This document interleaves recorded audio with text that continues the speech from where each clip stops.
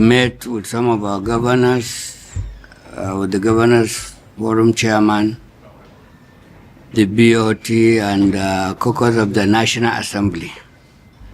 And today I convene a critical meeting of the NWC, even though it was a short notice. Some of the members are not here, but we feel you are waiting for us to brief you on what happened yesterday in INEC. We had an extensive meeting and critical issues were discussed, and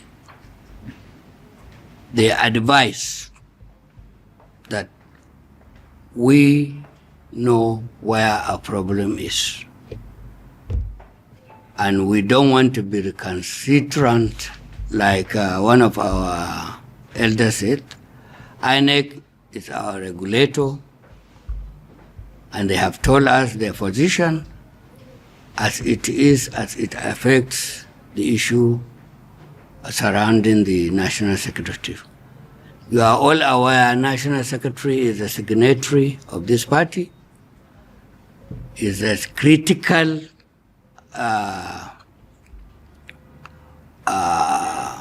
position that we will not play with. As such, we have decided to abide by the advice they gave us. Especially, we have a very, very important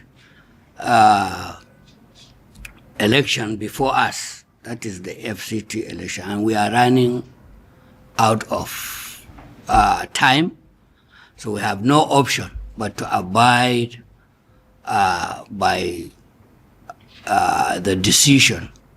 After due consultation and everything, we thought it's a bitter pill, but we have to swallow it. Whether I want to use this opportunity to call on all our party faithful to know that it was a difficult decision, but survival of the party is more than all of us, more than everything that you feel that you yearn for.